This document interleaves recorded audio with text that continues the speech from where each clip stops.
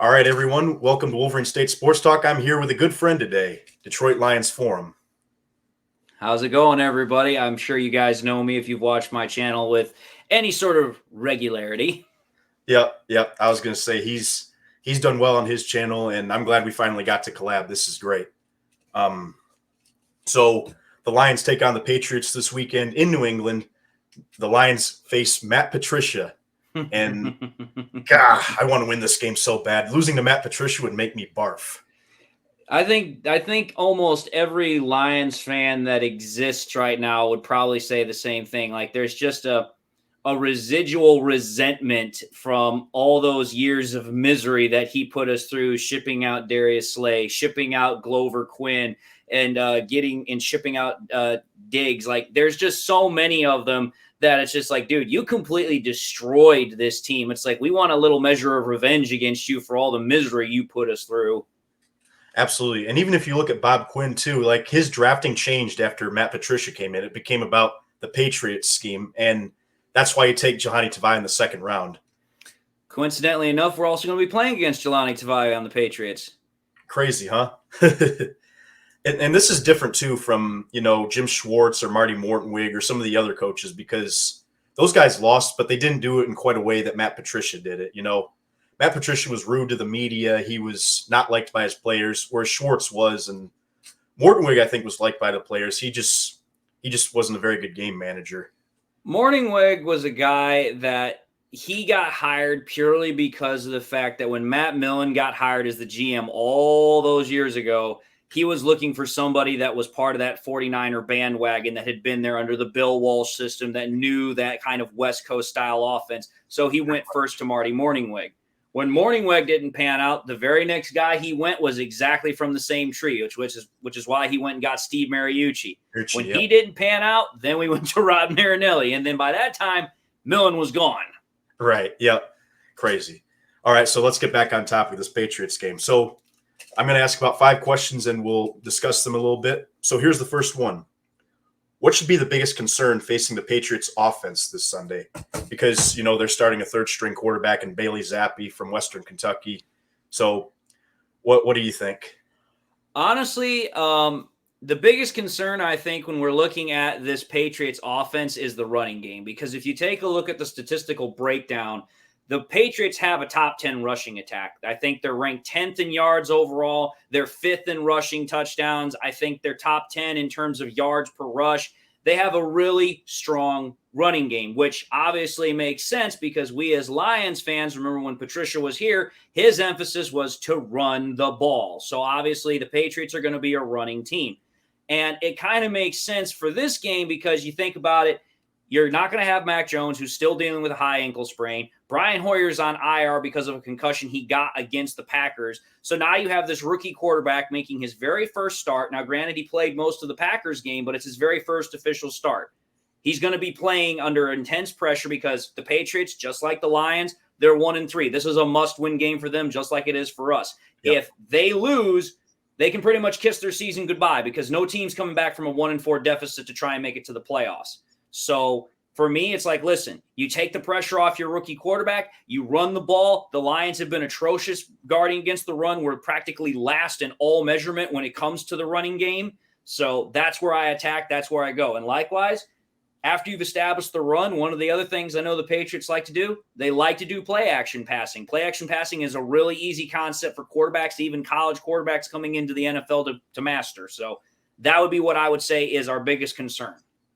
I totally agree with you about the running attack. I'll take it even a step further.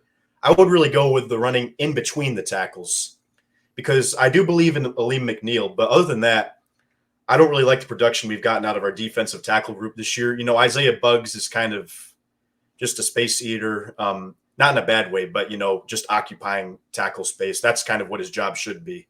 Kaminsky's obviously hurt. We just don't have a lot of depth at that position. And one big guy on the Patriots in the interior offensive line is Michael Onwenu. He's been absolutely terrific in his entire career. And I think that in between the tackles, especially running towards Alex Anzalone, where, he just doesn't have the speed and he doesn't have a great ability to get off of blocks. I think this is the biggest concern going into the game is between the tackles. Now, how Aaron Glenn is going to adjust to that is going to be very interesting. I will say about Bailey Zappi, I watched the game against the Packers. I feel like people kind of overdid how well he was. I'm not saying he was terrible, but the way I look at Bailey Zappi is kind of the same way I looked at him when he was at the Combine. Listen, this kid, he came out of Western Kentucky. Yes, he threw 6,000 yards in one season. Great. But it's like I watched the guy's tape against the Packers, and it's like, listen, if he tries to throw a football down the field, he's got next to no arm strength. I saw him throw a couple of passes 20 yards or more down the field, and they had no zip on them. They literally look like rainbows. And I'm just like, oh, please throw one to Jeff Okudah's way. Please throw one his way. Because if you throw it his way, I guarantee you he's getting a pick. Exactly. So really the big thing is somehow, some way we got to force him into passing downs. And I was going to say too, Mike Valenti was saying, he almost led him to a win at Lambeau Field. Look, Bailey Zappi in that game didn't really do anything. He threw screen passes. He threw it to a guy that was wide open. I'd say he really had one pass downfield that really, was what I would consider an impressive play by him. Again, not saying he's complete garbage, but I mean, he's a rookie. I mean, let's be fair where fair is. He's a rookie. Right. He's going to make mistakes. And he was coming off the bench in a game where he probably was not expecting to play.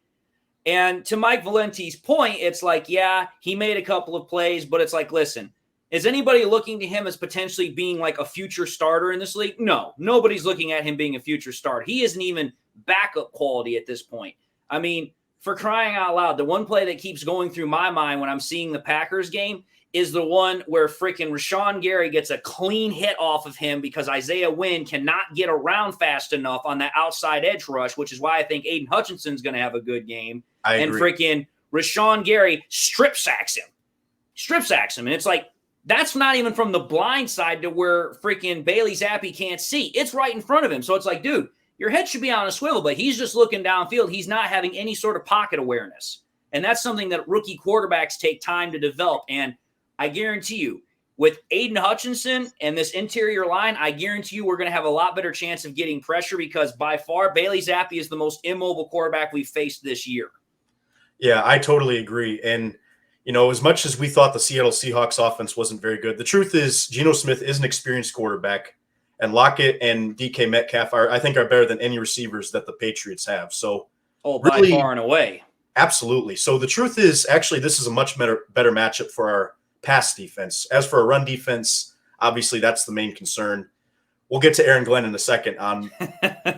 Yeah, we'll get to that in a second. But yeah, I totally agree. Running game is going to be the big concern. Passing game, I think we have a good advantage there, and also with sacking the quarterback. I agree that the tackles for the Patriots have been kind of disappointing this year. Mm-hmm. All right. So next up, was the near win in Lambeau more reflective of how good New England is or how vulnerable Green Bay is? And I think this is an interesting question because Green Bay has been obviously the class of the NFC North for the past few years, but I'm starting to wonder, are they really the same team that we've seen over the past few years, or are they starting to have a downfall? I think the answer to that question, even as a Lions fan, you have to look at it this way. First and foremost, let's take a look at what we know for a fact. You take a look at the Patriots offense for the first 4 games, or even first 3 games, back when they had Mac Jones. This offense was turning the ball over at a ridiculously high rate. They had 9 turnovers in those first 4 games.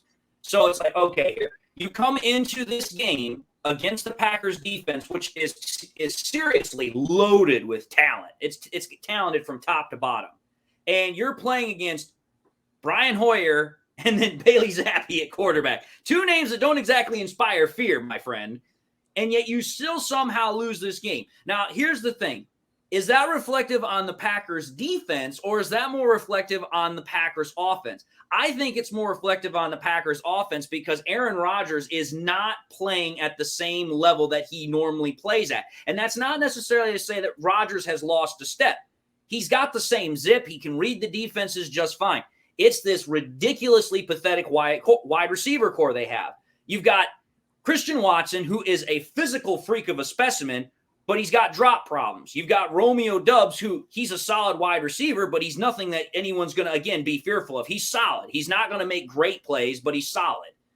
realistically, and this is the sad part about the Packers offense right now, their best wide receivers are Robert Tonyan, the tight end, and Randall Cobb, who is becoming an aging slot wide receiver. So what is their offense primarily composed of right now? It's the one thing we never thought we'd ever hear with Aaron Rodgers. It's running the ball with A.J. Dillon and Aaron Jones. That's their offense. And while that is okay, the problem is that really is not going to sustain drives very well unless you're just a super dominant run team. And the Packers are not super dominant. They're a solid run team. So for me, it's like, I take a look at what's happening right now. I think we're seeing the downfall of the Packers simply because the Packers management has done the same thing every stinking year for the last 3 or 4 years. They have not addressed getting a solid wide receiver option for Aaron Rodgers. And when they let Devontae Adams walk away, they decided, hey, we're going to go into the second round and grab Christian Watson rather than trading up and trying to find someone in the first round like we did. Right. I totally agree with that. I think that, you look at the Packers, I do think that their defense is pretty good. They did give up 24 points, but one of those was off a pick six. That's one thing we have to remember. That's true. Yeah. And that's one thing about Aaron Rodgers. He doesn't throw pick sixes. He doesn't throw picks, period, usually. I mean, his touchdown and interception ratios are often insane, but to see him throw that was pretty surprising. And you look at this Packers offense, you're absolutely right that it's built off the rushing attack. In the NFL, I don't think you can be one-dimensional, whether that's just throwing the ball or just running the football.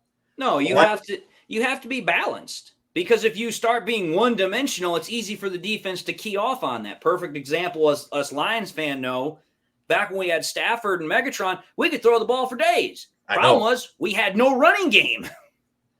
If only Javid Best, I feel so bad for that guy because he could have been something special, I think. If it weren't for the concussions. I know. Plus, I feel like Mayhew didn't do a good job addressing the offensive line. If he just did that, I think we could have been a lot better. And really, we'd probably be better right now, honestly, but that's besides the point. The point is, obviously, the Packers being one-dimensional. This is not college football where, you have so much more talent than another team. In the NFL, the talent level is dead even. So you have to be balanced, and you just can't sustain being an only passing football team.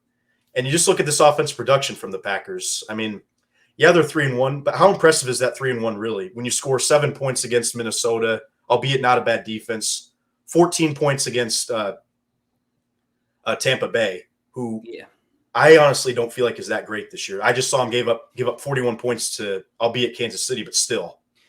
I've said this before on my channel. I've said it in live streams. I've said it on Facebook. I've said it everywhere. Do not be surprised if it's an AFC team that wins the Super Bowl this year because the NFC talent pool is ridiculously pathetic compared to the AFC. Because if you realistically take a look at the NFC contenders, realistically, you can pretty much sum that down to a couple of teams. First and foremost, even though they don't look nearly as good, the Buccaneers, you got to throw them in there. The San Francisco 49ers, that you got to throw them in there, especially now that Jimmy Garoppolo is back in the lineup. That's not to say that Trey Lance isn't necessarily good, but I don't think he's got the same moxie in this offense that Jimmy Garoppolo does. There's a couple of other teams in the NFC that you could probably throw in there that are playoff teams.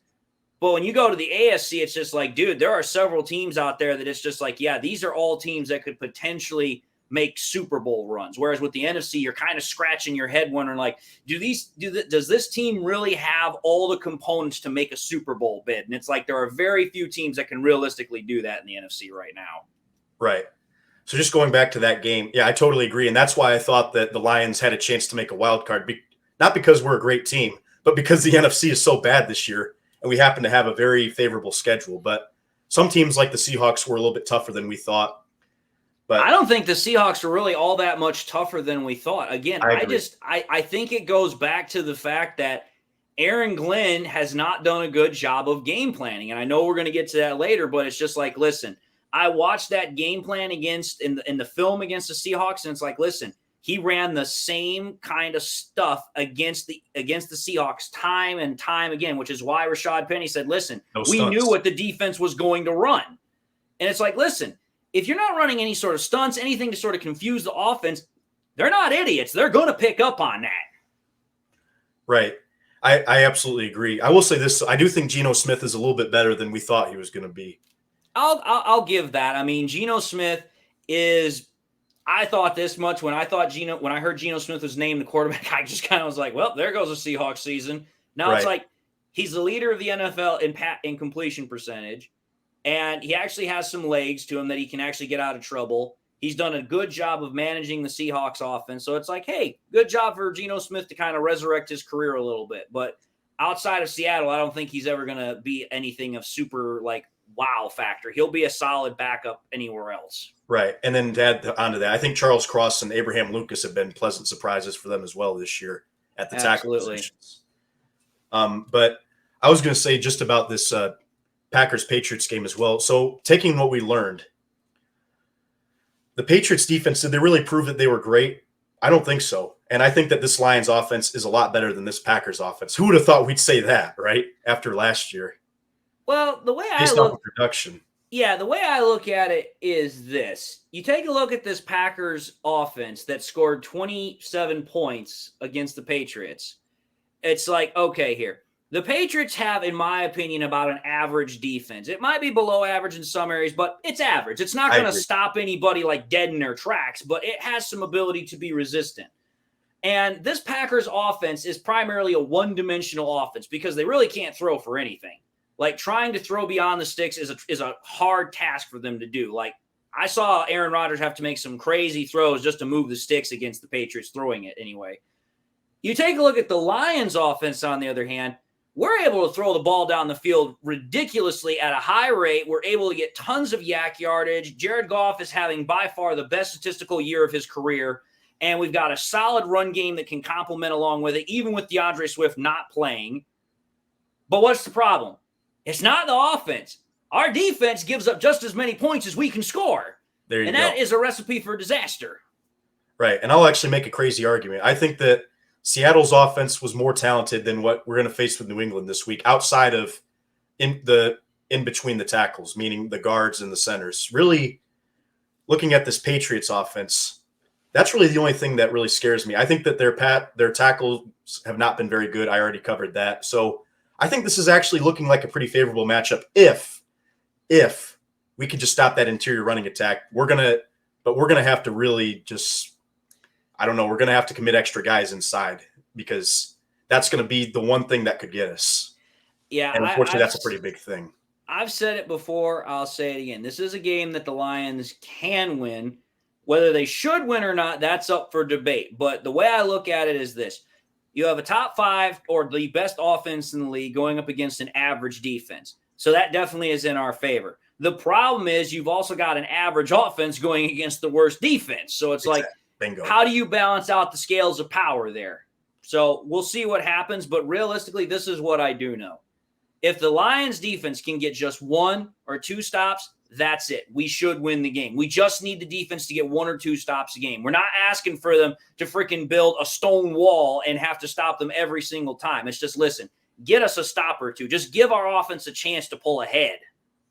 Exactly. Yeah, I totally agree with that. So really, I mean, I think that this is a much more favorable matchup than last week, which is kind of surprising because I guess we just didn't really know much about the Seahawks yet. But this Patriots team, what they've shown is exactly what you said about an average offense and an average defense. And really, that's just about it. All right, so next question is, what changes do you think Aaron Glenn will make for the rest of the season? So we saw Dan Campbell mention that, or we heard Dan Campbell mention that the Lions were going to move some people around, make some schematic changes. What specifically do you think that they're going to do with their personnel? Well, I already know for a fact that they're moving a specific player out to the end of the defensive end. I can't remember his name, but he's actually getting a chance to actually play. And I also know that they're moving Aiden Hutchinson to play more standing upright, just like Rashawn Gary played against the Patriots last week. Which, let's understand something here. Obviously, you being a U of M fan, you know this very well.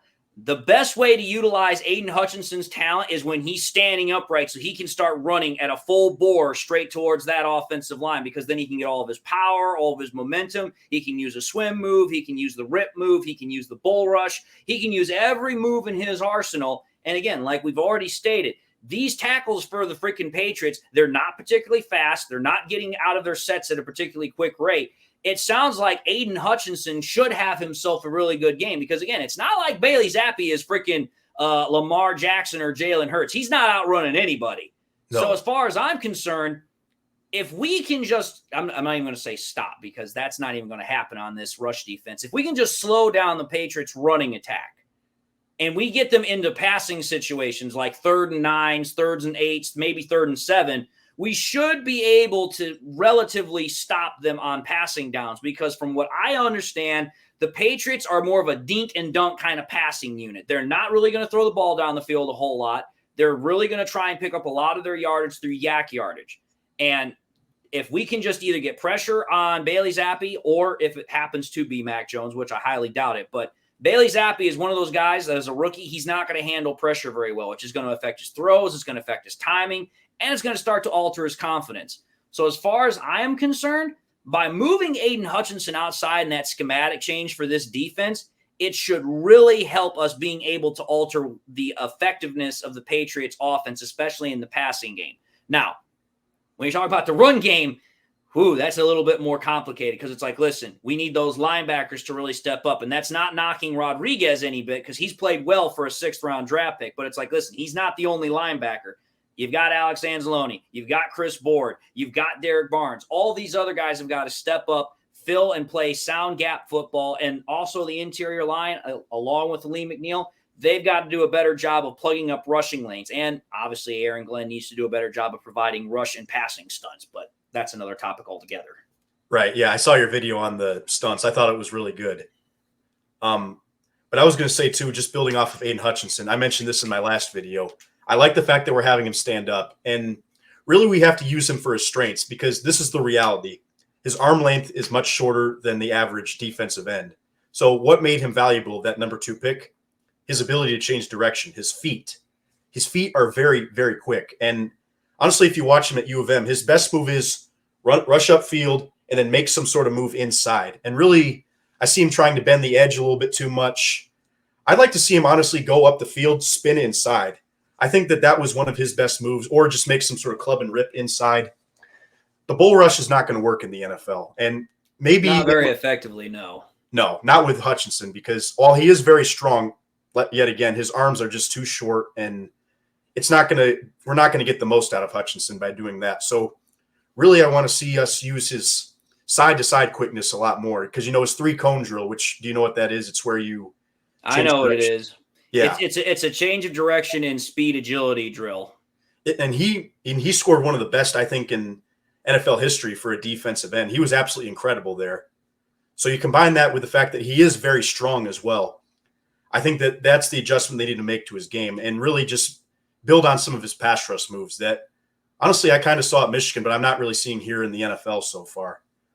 So really, that's just it. I wonder if it's just adrenaline for him. He's just thinking, I'm going to bull rush this guy into the quarterback.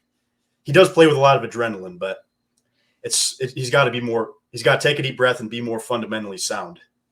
Yeah, I also think that also comes with changing the coaching schematics because one of the things that I've noticed through the first 4 games is Aiden Hutchinson is playing a lot with his hand in the dirt. And again, as we just clearly stated, he's a lot better when he's standing upright rather than his hand in the dirt. And again, you were talking about inside moves. One of the guys that I know from NFL experience that was really, really good at doing inside moves and using agility moves rather than power moves was Dwight Freeney of the Colts. He masterminded that spin move inside and tackles. Even though he did the same move for over a decade, they still couldn't stop it. Just hone in on what you do really well. Stop trying to add more to your game. That'll come later. Use what you're really good at right now to help the team right now because that's what we need. We don't need you experimenting. That's time for the offseason. Right. And as much as I love Hutch, he's not Myles Garrett with the way he has that burst off the line. Hutch is the kind of guy that's going to have to make a couple moves and get the sack, which is totally fine. He can still be a very effective player doing that. But yeah, in terms of the interior defense, that's definitely where it gets a little bit more tricky. I do think Lee McNeil has played well. I've watched his tape. I think that he gets pushed most of the time. It's just that, honestly, here's what I want to see in the future, and maybe not for this game particularly, but I noticed that we tend to leave the middle of the field wide open. And when we face a mobile quarterback, here's what I want to see us do. I noticed last year against the Ravens, Aaron Glenn would drop Nick Williams in the middle of the field, and he'd tell him, hey, you need to occupy 2 linemen. Basically, if Lamar Jackson steps up in the pocket, Nick Williams is there to at least make a move or something. Whereas with Geno Smith, it was just, oh, look, no one's open. I'm just going to go right up the middle, and Anzalone's not going to catch me. Whereas last year, Nick Williams was there, and then Anzalone or Jalen Reeves-Maybin would chase down Lamar. So I'm starting to wonder, too, about this scheme as well. Like, is it really an Aaron Glenn problem, or is it that the players don't understand some of the other schemes he wants to run, so he just has to stick with a basic scheme?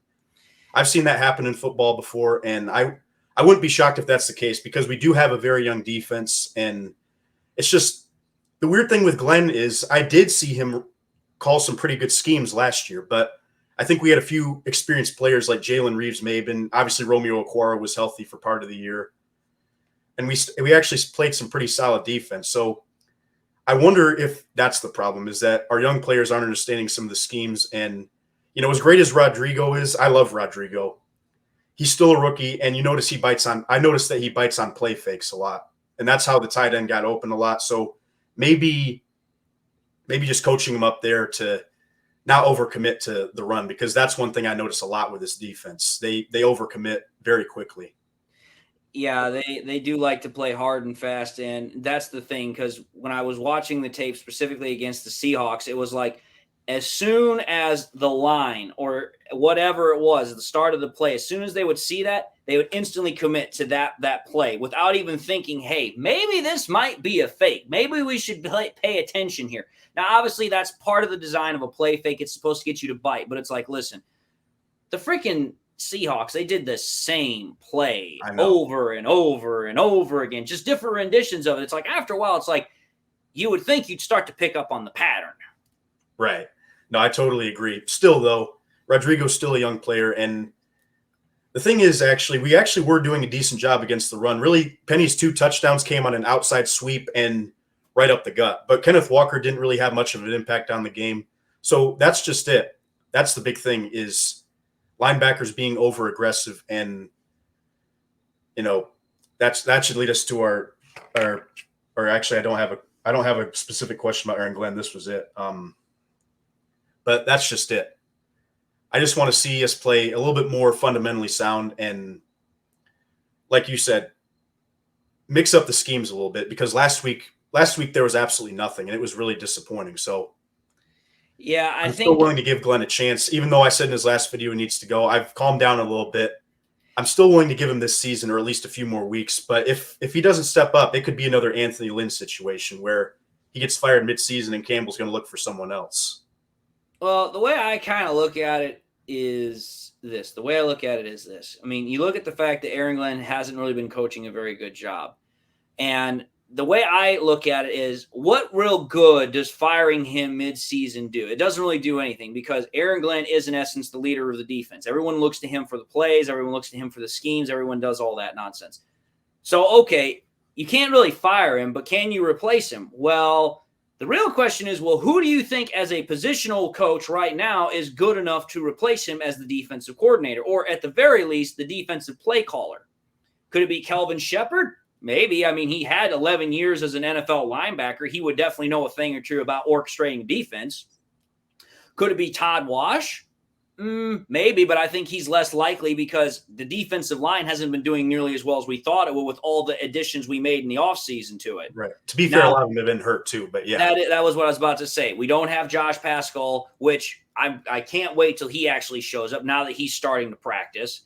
Then you take a look at the cornerback room, or the defensive back room. You have Aubrey Pleasant. Now, Aubrey Pleasant's an interesting thought process, but the problem is that we already technically have a former cornerback that is our defensive coordinator. So it's like, do you really want to try and double down on that same bet and see if it works? If I was the head coach, if I was Campbell and I was actually thinking about relinquishing play calling duties from Aaron Glenn, I would seriously give it to Kelvin Shepard, because, again, back from when I was playing in high school and college, the middle linebacker or the linebackers were considered the quarterbacks of the defense, because they technically orchestrate everything. So it's like, listen, let Kelvin Shepard have a shot at it. You never know. But the way I look at Aaron Glenn is this. It's like, listen, we saw what he could do with a very rough, very banged up defense last year, and that defense was better than this defense this year. So we know that he can do it. Right. The question is why hasn't he been able to do it so far this year with better talent on this roster? Because it's like, listen, last year you didn't have Jeff Okudah for any part of the season except for 2 or 3 quarters. He's been playing lights out except for last week against DK Metcalf. You didn't have Deshaun Elliott last year. Now, granted, you did have Tracy Walker, but that I call almost like an even wash. It's like, okay, you gained one, you lost the other. Right, because we had Will Harris starting at safety too, which was not good. No. Okay. You then take a look at the other thing. Romeo Okwara, he was on IR by this time last year. He literally played 3 full games and he was knocked out in the 4th game. Trey Flowers, he was pretty much a non-factor as well. So you've now got Aiden Hutchinson. Also on top of that, while you did have Alex Anzalone last year, you certainly didn't have Malcolm Rodriguez. Nope. So it's like you've got more talent on this defense, yet the defense has regressed. So for me, it's like, I wonder what the problem is. Like you said, could it possibly be the players aren't understanding the scheme? Could it possibly be they've tried to put too much on their plate? Is it possible that Aaron Glenn has literally just tried to do too much too fast? That's part of why I think that Dan Campbell said was that we were going to strip it down. We were going to simplify it as much as possible. That to me tells me that they overcomplicated things. They're trying to simplify it.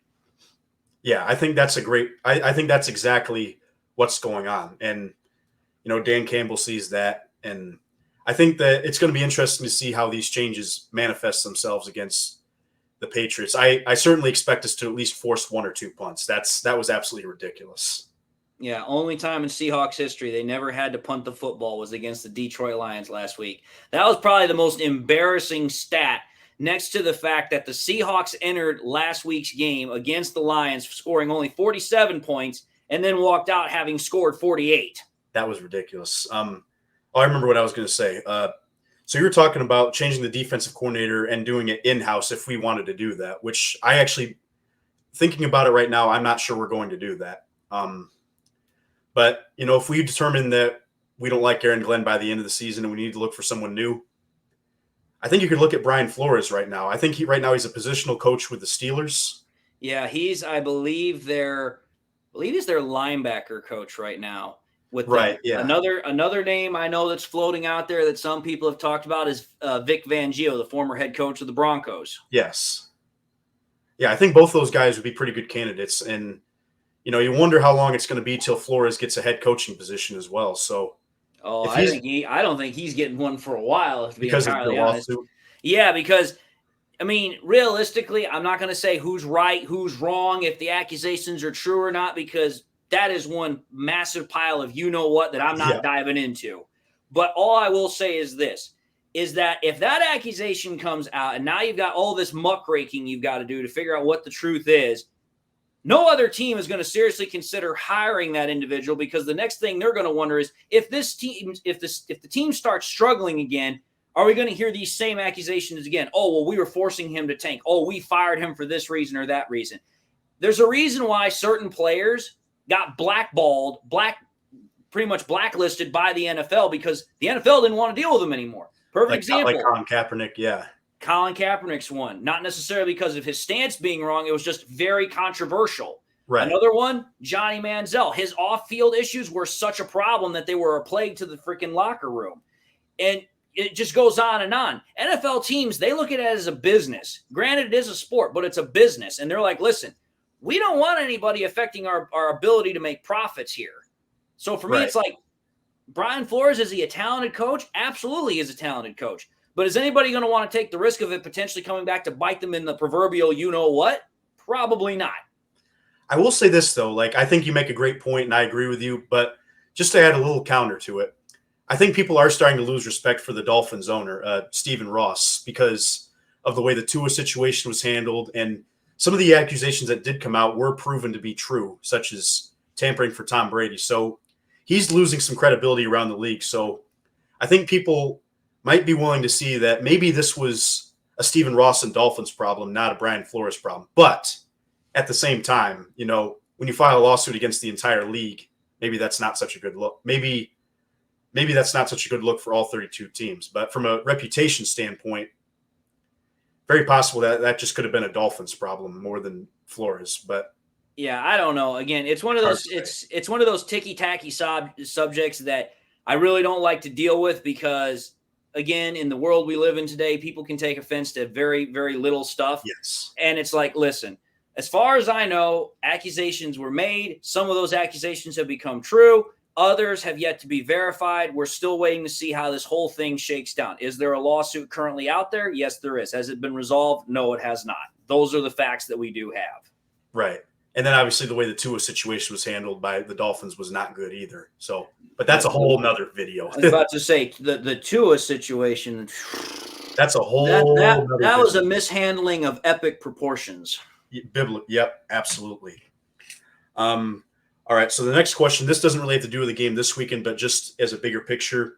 So what should the Lions consider doing with Vai Tai and Swift after the season? So correct me if I'm wrong. Swift is on a contract year this year, meaning his contract is up and we either have to extend him or let him walk. And Vai Tai still has a couple of years left on his deal, right?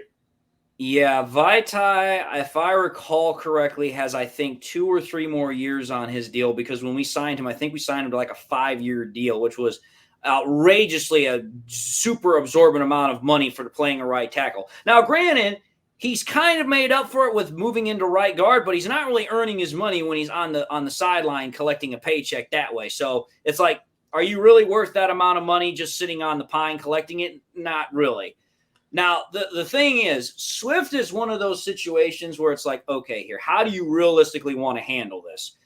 When Swift is healthy, he is a dynamic, explosive, electric player. There are very few players that have the same sort of skill set that he has when he's healthy. And I say that again, when he's healthy. Because that has been the sticking freaking accusation against Swift ever since he got into the league. Great, he's explosive. Great, he can make these awesome plays. But how healthy is he? And the answer is he's never very healthy. It's like the first year he plays with the Lions, I think he plays 10 games. The very next year, he plays something like 6, 7, maybe 8 games. And so far this year, he's only played 3 games. And the thing is, he had one monstrous game against the Eagles. And then if you take a look at statistical production, the very next 2 games, it goes drastically down each game. Now, obviously, that's not to say that DeAndre Swift doesn't have talent. We clearly know he does. But the injuries are hampering him so much that he can't produce at the same level when he's not healthy. So the question you have to ask yourself if you're Brad Holmes here is this: okay, do we continue to stick with a guy who has tons of talent but can't stay healthy? Or do we cut our losses and try and go after somebody to replace him in the draft? That is a question that, personally, if I was going to go that route, I would try and replace him because realistically, it's like, listen, very seldomly do players ever overcome injury history. Like, again, using Lions history for our examples here, Matthew Stafford is one of the rarest examples because early in his career, he was a China doll. He could not stay healthy to save his life. And then after like 2 or 3 years, he became an Iron Man. Like, it took forever to knock him out. He played with a broken back one time. So it's like, listen, I get what Deuce Staley tried to do with freaking DeAndre Swift about knowing the difference between playing injured and playing hurt. But it's like, listen, he's not playing well, even playing hurt. So it's like, you know what? I really don't see the value in keeping him if he can't stay healthy. At that point, he becomes more of a hindrance than actually helping out the team. So you would look for somebody who's got the best ability out there, which is availability. Right. Absolutely. The best ability is availability. I totally agree with that. I agree with you as well that we should look for a different running back option after the season. Obviously, Swift is super talented, but he's never on the field. But this is the thing that's really been eye-opening this year. I feel like the Lions have said, we're not going to make him a bell cow running back. He's not going to get 20, 25 carries a week like DeMarco Murray did in 2013. We know what kind of running back he is, and the Lions know that. They've intentionally limited his carries for that exact reason, and still he cannot stay healthy. So honestly, I'm not going to lie to you. If I were the Lions and I'm considering moving on from Swift, why not look for a trade? I was about to say somebody would take him. He's super Absolutely. talented. You could at least for DeAndre Swift. He's a young team. He's a young player. He's talented. I could say you probably get at least a third for him. A third-round pick is pretty much the same value for what we got him. He was a second-round draft pick. Yeah, I think that would be absolutely brilliant. It's just we have tried everything we can to keep him healthy this year, not run him into the ground, and still he cannot stay healthy. And just about people with injury history, I think Brad Holmes has done a terrific job with the Lions, and I really like a lot of the moves that he's made. This is my only spiel with him. He has drafted talented players. It's just that he's drafted talented players with injury histories.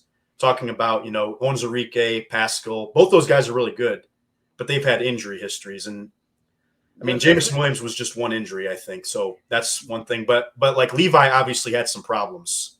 Levi has had the same problem ever since he was in college, the same nagging back and hip injury.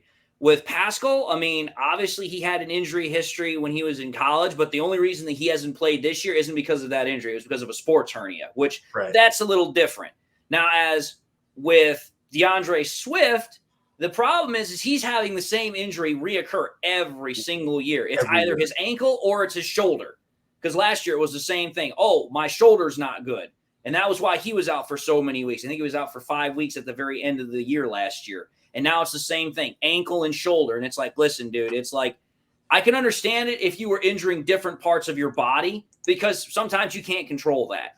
But if it's the same body part every time, that means one of two things. Either you've got to be the most unluckiest player in the world, or you're not doing a good enough job strengthening areas that you know are weak. Exactly. I totally agree with that, because some players have been able to make that change. Like we mentioned, Matthew Stafford. I was going to say, too, looking at the Vai Tai situation, I'm going to look at his contract real quick and see what his dead cap money is. Because honestly, truth be told, Dan Skipper has been playing well.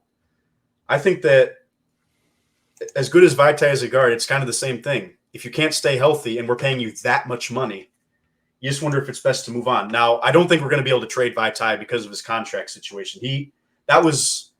Even though he's been a good guard, that was not a good signing by Bob Quinn as a long-term deal.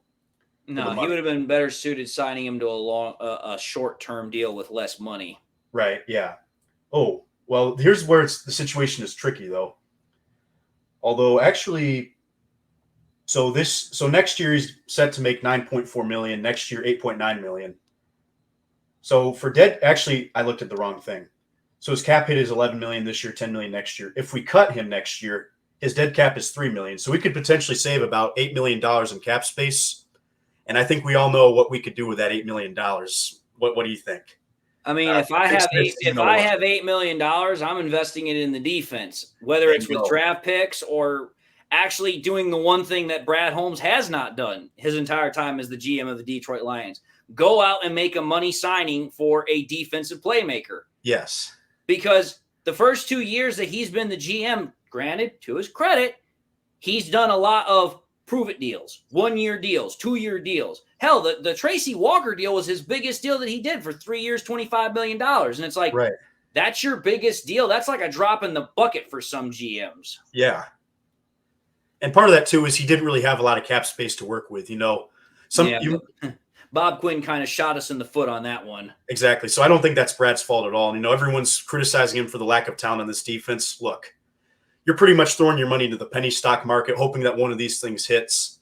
I mean, Anzalone was a cheap option. A lot of these other guys were just cheap options, just seeing if they could be part of the future. But really, when you're in a salary cap situation like that, you're putting a filler product on the field, hoping that maybe some guys step up. But this defense right now is not Holmes' fault. I think it's the fault of Quinn's bad signings that forced us into this situation. Well, I think if the first 2 years are to try and figure out who's going to stick on this team, most of the offense is sticking. Yes. And only a few of the defense is sticking. Because if you take a look at this offense, top to bottom, it's like, who do you not want to keep? Like, there's only a few names that I realistically wouldn't want to keep for this offense. We just mentioned one of them. Yeah. If you look at the defense on their hand, it's like, man, we've got so many freaking players that we could replace, upgrade, get better at. And it's like, that's why I get so frustrated with people when I get on social media and like, we need to go and draft a quarterback. It's like, are you nuts? What? Why would we draft a quarterback when Goff is a top 10 quarterback right now and our defense is the worst in the league? What oxymoronic, asinine sense does that make? Right. And you know what I think, too, about this offense? I don't believe this is just a one-off year for this offense where they just have one great year and then they're just going to fall off the next few years. I think this is here to stick because this offensive line is elite. And Jared Goff is a durable quarterback because unlike some of these other guys like Russell Wilson and even Patrick Mahomes, Goff is not someone who relies on his athletic ability. He avoids hits, and you know what? That's longevity right there. That's a guy that can be your quarterback for the next 4 to 5 years, sitting in the pocket. You know, that's what people don't realize about athletic quarterbacks is their lifespan is a lot shorter on the football field because once you lose that athletic ability, you lose a huge part of your game. So I think that Jared Goff is going to continue to get better in the prime of his career. And the fact that he has a great offensive line protecting him is essential. And we have a stalwart at left tackle, obviously. Right tackle, very good with Taylor Decker. Or is it the other way around? It's the other way around. Right tackle is Penei Sewell. Left tackle is Taylor Decker. Decker. We have probably the best center in the game in Frank Ragnow, I would say. And then Jonah Jackson has looked like one of the best guards when healthy. So, and even our backups too with Dan Skipper have looked really good. So I think this offense is here to stay. I don't believe this is a one-off. So drafting a quarterback would make absolutely no sense. No, the way I look at it is this, and you obviously know, I've been fighting on Jared Goff for so freaking long, and I've said this since the beginning. You go back to the last 6 games of the year. All you had to do was just give Jared Goff 1 or 2 viable options to throw to, which wound up being Amon-Ra St. Brown and Josh Reynolds. And all of a sudden, he goes from being the laughingstock quarterback of the NFL to ending the year over those last 6 weeks being the top 3 statistical quarterback in the NFL. And boom, not only do you retain those weapons, you go out and you get more weapons. You go out and you sign DJ Chark. You draft Jameson Williams. You literally just stock the shelves for Jared Goff. And what does Jared Goff do? He says, oh, okay, I've got an offense that's built directly for me. I have all these weapons to throw to. All right, it's time to go to work. Let's go do some fun. And it's like, dude, you just go out and you give Goff the weapons. And again, people want to say, oh, we always knew this about Goff. Really? You always knew it? Then why did all last year all we hear about was that Goff was regressing, that Goff was no good, that Goff was washed up? Yeah, exactly. None of his receivers could get open. There's not much you can do as a quarterback when that's happening. Exactly. Plus on top of that, let's take a look at probably the biggest difference between last year Jared Goff and this year Jared Goff. Who's calling the plays this year? Oh, that's right. It's Ben Johnson, not Anthony Lynn's dumb you-know-what. Anthony Lynn couldn't call a proper game plan to save his life. All he wanted to do was dink and dunk down the field. And it's like, listen, if your play design is to pick up small yardage, then that's all you're going to pick up. But Ben Johnson, what has he done? He has deliberately designed this offense to vertically stretch the field. Yes. And that is exactly what Jared Goff is doing. He's number 1 in the league right now with plays of 20 yards or more. So it's like when people want to make that argument, well, Jared Goff can't throw the ball deep. Bull. Oh, Bull that's honky. complete garbage. Jared Goff is I'm not saying he's got the strongest arm, but he's got one of the stronger arms in the league. If you go back to his combine days in 2016 or whatever the Thunder was, he threw a football 59 miles an hour. Like, I'd like to see anybody try and throw a football 50 miles an hour, let alone 59. And you're going to tell me Jared Goff has a weak arm? Sorry, that dog don't hunt. Right, and we forget, too, Jared Goff is actually in the perfect age. He's in the prime of his career, and he's going to be there for a few more years. You know, I would say for a quarterback, 20 or any professional athlete, 27 to 31, I'd say is the prime of your career. So I think that this is going to be the Jared Goff we see, assuming that he keeps the weaponry that he has in the offensive line, which I don't see anything happening to. So, yeah, Jared Goff is a long-term option. We got to invest in this defense next year. There's zero question about that. Hell, if we just had a bad defense, not even the defense we have right now, we just had a bad defense, we'd be 3-1 right now. Yep, you're quoting the famous Dan Orlovsky. I like it. You see that? This defense it's got A for effort, and that A meaning abysmal. Yeah. I mean, atrocious, abysmal, any other word you can think of that starts with A, because we can't even call ourselves the Detroit Lions. We can call ourselves the Etroit Lions because we ain't got no D. Right, exactly. Yep, bingo.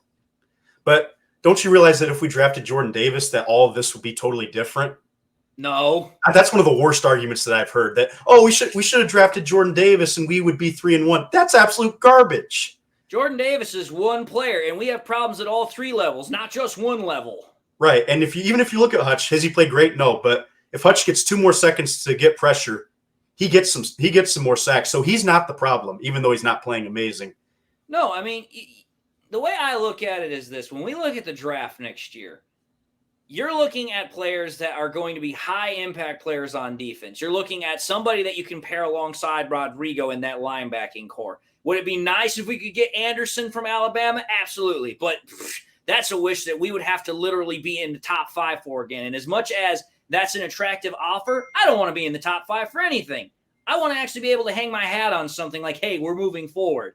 You're also going to want, honestly, I know some people are going to already be on this bandwagon, but you got to find somebody to replace Amani or Warrior. I'm sorry. Yes. Oh, he's having a terrible season. And honestly, I think he had kind of a lucky season last year because he did get beat a lot last year, but he did happen to have 5 interceptions and 6 actually. Or 6, that's right. Yeah. But honestly, was that really reflective of how good he was, or was it just more luck? Because I know PFF is not the perfect measure. We all can agree on that.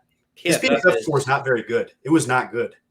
PFF is probably one of the most biased stat algorithms that is out there because it's like, listen, you're going to tell me that Matt Ryan has a better overall passing grade right now than Jared Goff? That's garbage. Like, wait a minute here.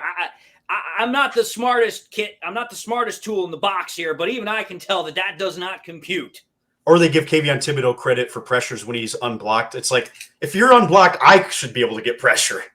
Like, exactly. Like they don't take any of that into account. Like, oh, Hutch isn't getting pressures. Well, maybe it's because he's getting double teamed. Now, there were a couple times he was unblocked and got pressure, but still. Again, that's why I like to look. You got to weigh that stuff differently. I look at multiple avenues. I don't just look purely at PFF. I look at Football Outsiders. I look at Pro Football Reference. I look at the NFL Next Gen Stats. I look at literally every algorithm, every stat measurement there is, because if you just look at one thing, yeah, that's all you're going to base it off of. And it's like, no, that does not a whole picture make. That's only making like 1 or 2 brush strokes of a picture.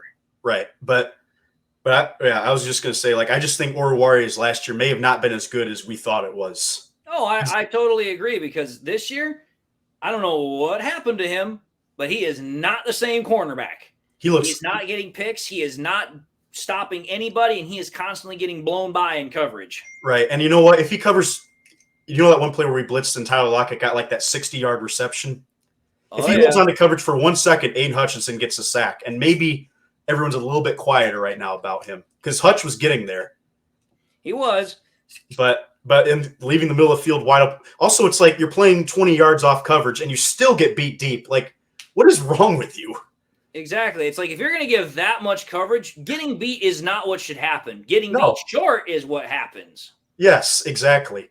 It's just that's the big thing. Is just it's crazy. It's infuriating. Yeah, for this season at least. At least this is something that can change, even just as early as next year, I think. Or at least be somewhat better. And even if we're just a below average defense, I think we'd be fine. Absolutely. Yep. All right. So the last part of this video, let's do our score predictions for this game. What do you got? If I had to take a score prediction here, the way I'm going to base it is off of this. First and foremost, we know this offense can score points and score points fast and readily. So if I had to take a guess, I'm probably going to say the Lions are probably going to score. If I had to take a guess, I'm probably going to say 38 points. That's what I'm going to say. I think that they score mostly touchdowns. They might get one drive where they get close. They get to try out that new field goal kicker, Michael Badgley, since we just cut Austin Seibert. We get to try him out. He converts a field goal. And I think if we're being generous, well, not even generous, I can't even use that word. If we're being serious about the Patriots, I think the Patriots probably score, if I'm going to be honest, I think they probably score 28. I think it's going to be a 38-28 game because, again, all we need to see out of this defense is to get 1 or 2 stops. And those 1 or 2 stops ultimately is the difference in us winning because 38-28, that's a 2-possession game right there. So you have an extra field goal and you have an extra touchdown. There's your 2 possessions. So I say 38-28 Lions. Right. And I think that this is a similar opponent to the Commanders where, you know, the offense isn't quite as explosive. They don't have that mobile quarterback. You know, we did pretty well rushing the passer, and we did a great job stuffing the run early in that game. Yeah, we had them down 22-0 in the first half. Yeah, and then of course our secondary fell apart late, but still, I think our defense did a deep, not a. I would say below Above average. average. Yeah. Okay. Yeah, I would say that. Wasn't great. It wasn't something to write home about, but it did its job. Right. The reason why I bring that up is because I think that this is a pretty similar opponent, and the score of that game was 36-27. You say 38-28. I think that's actually a pretty darn good score prediction. It's just my concern is the interior run, but I will say this. I would not be surprised if we see Aiden Hutchinson line up inside on first downs. Then when it gets to the passing downs, standing up on the edge. Because I do think that Hutch is the kind of guy that's not going to get blown back. Like, he won't be able to create pressure inside, but he's not going to get blown back. And mostly he's done a good job with the run defense. So I think that's an adjustment that we can make. I understand that, our run defense hasn't been good, but trust me, Aleem McNeil is the kind of guy that we want in this defense for the long-term future. He is very good at pushing guys back. So I think you have those two guys and you have Isaiah Buggs in the middle. Kaminsky's not coming back, right? He's still hurt. He's still hurt, but I don't know how long he's going to be out for. But once he comes back, he's going to add – because part of the reason why our defense was actually somewhat better at the start of the year was because Kaminsky was kind of adding another flavor to that whole defensive front. And when he went and hurt his hand, it was kind of like we lost him. And again – I credit the Kaminsky pickups purely to Brad Holmes because that was a brilliant late addition that we brought in during the offseason, and he did very well for when he was here. So I can't wait to get him back.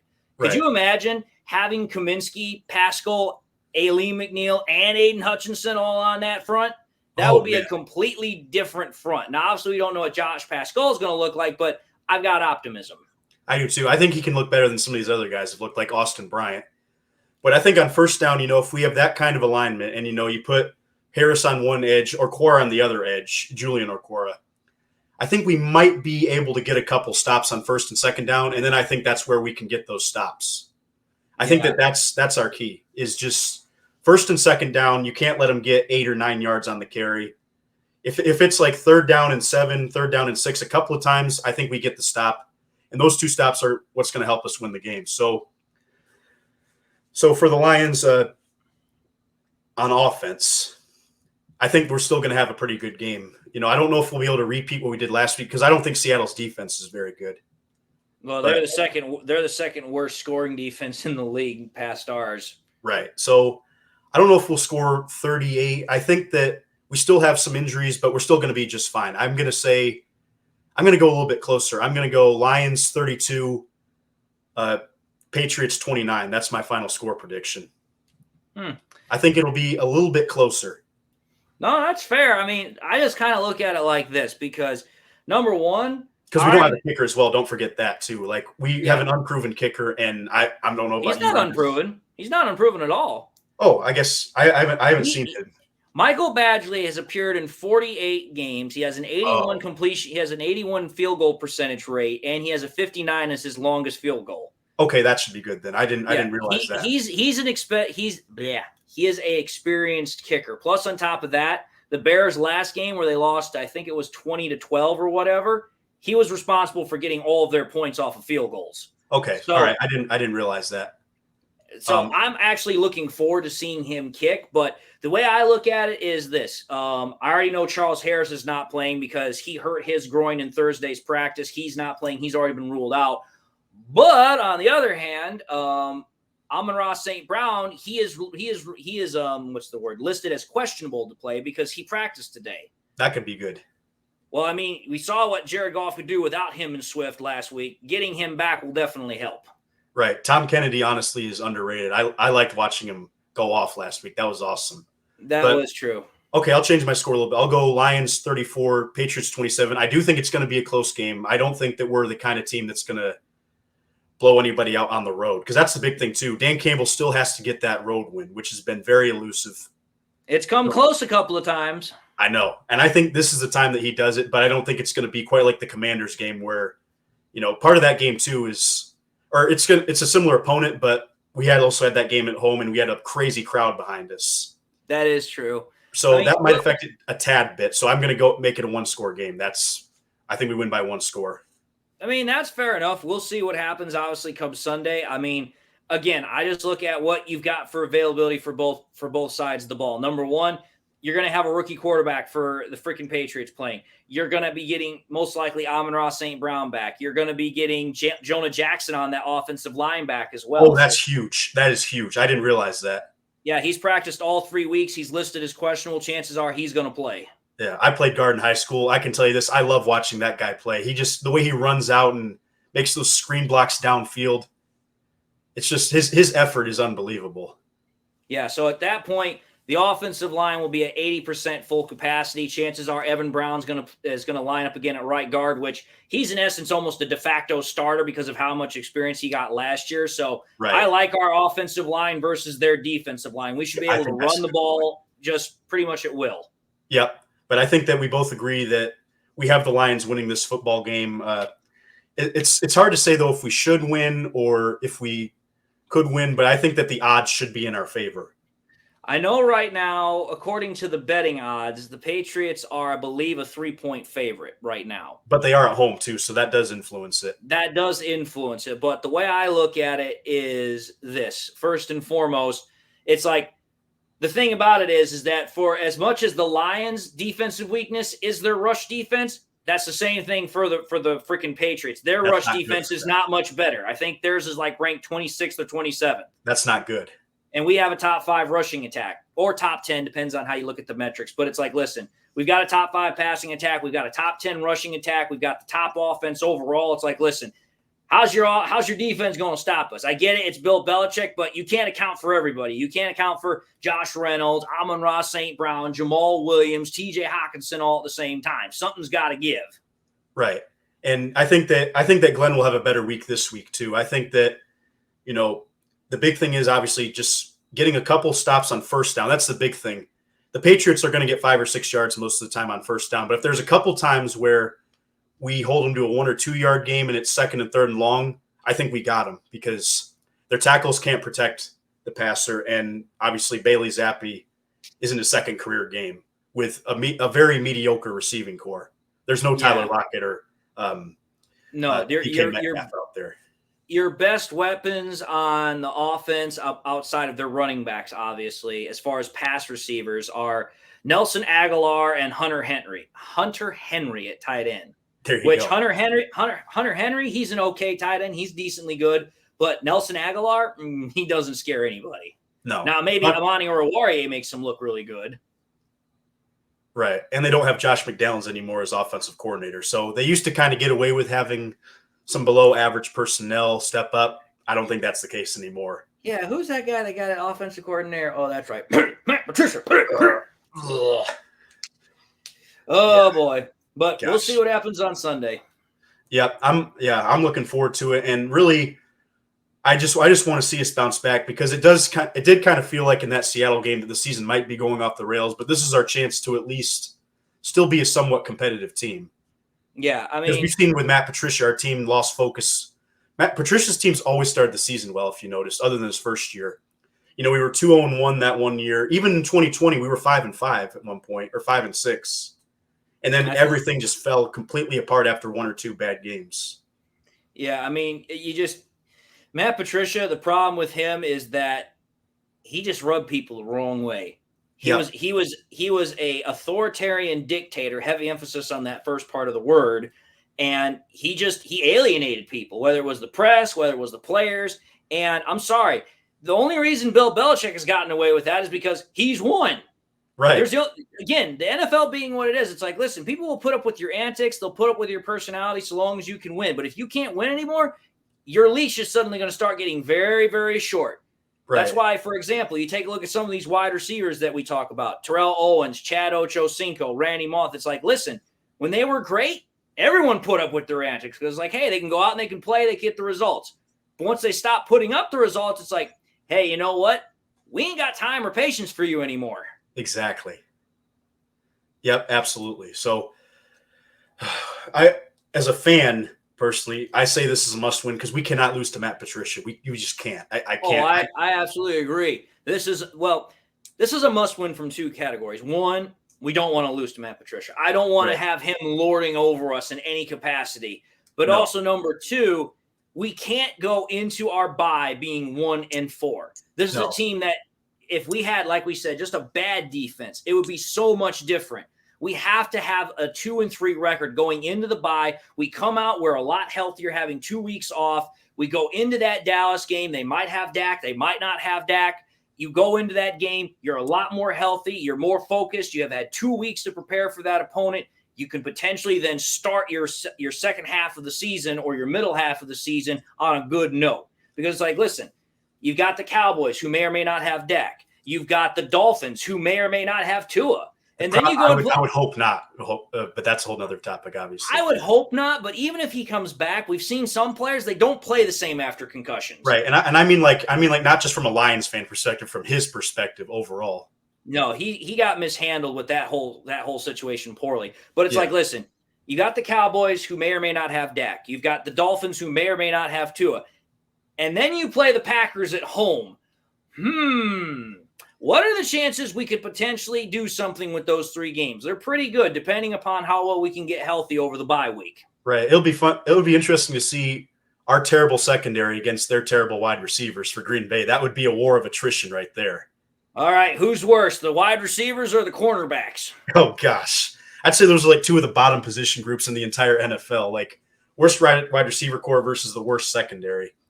I guarantee you that would be a narrative everyone would love not to write about, but somebody's going to bring it up.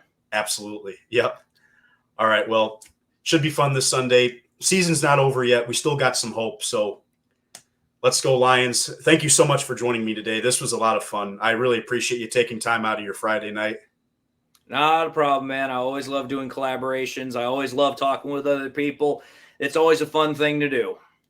I totally agree. And I've only done solo videos so far. So this is the first collab I've done. And I really enjoyed it. It's kind of fun not just staring at a screen talking to yourself, you know?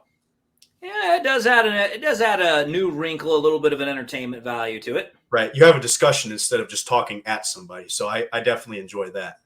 Very true. Yep. All right. Well, thanks for joining me. I appreciate it.